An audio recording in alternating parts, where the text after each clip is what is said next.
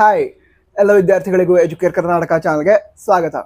ಕರ್ನಾಟಕ ರಾಜ್ಯದಲ್ಲಿ VTU under ಬರುವಂತಹ ಹಲವಾರು ಕಾಲೇಜ್ಗಳಲ್ಲಿ ನಿನ್ನೆ ಅಂದರೆ ಸೆಪ್ಟೆಂಬರ್ 17ರಿಂದ ಕಾಲೇಜ್ಗಳು ಸ್ಟಾರ್ಟ್ ಆಗಿವೆ.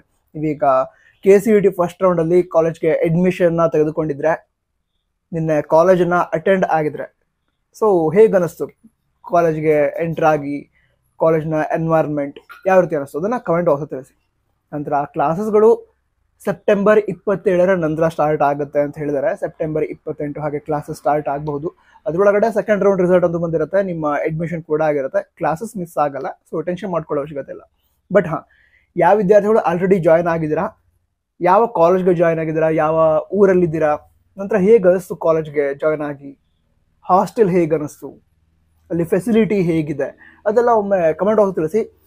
ಮುಂದೆ ಆ ಕಾಲೇಜ್ಗೆ ಜಾಯ್ನ್ ಆಗುವಂತಹ ವಿದ್ಯಾರ್ಥಿಗಳಂದರೆ ಸೆಕೆಂಡ್ ರೌಂಡ್ ಅಥವಾ ಸೆಕೆಂಡ್ ಎಕ್ಸ್ಟೆಂಡೆಡ್ ರೌಂಡ್ ಅದರಲ್ಲಿ ಜಾಯ್ನ್ ಆಗುವಂತಹ ವಿದ್ಯಾರ್ಥಿಗಳಿಗೆ ಐಡಿಯಾ ಬರುತ್ತೆ, ಅಂದರೆ ಹೇಗಿದೆ ಕಾಲೇಜ್, ಹೀಗಿರುತ್ತೆ.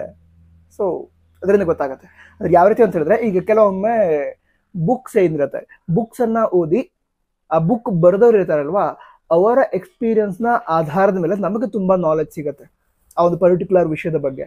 ಹಾಗೆ ನೀವೀಗ ಕಾಲೇಜ್ಗೆ ಹೋಗಿ ಹೇಗೆ ಅನ್ನಿಸ್ತು ಅಂತ ಕರೆಕ್ಟಾಗಿ ಬರೆದ್ರೆ, ಅದರಿಂದ ಮುಂದೆ ಆ ಕಾಲೇಜ್ ಜಾಯ್ನ್ ಆಗುವಂಥ ವಿದ್ಯಾರ್ಥಿಗಳಿಗೆ ಈ ರೀತಿ ಎಲ್ಲ ಇರುತ್ತೆ ಅಂತ ಗೊತ್ತಾಗಿರುತ್ತೆ.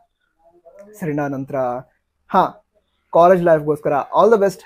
ಜೈ ಹಿಂದ್, ವಂದೇ ಮಾತರಂ.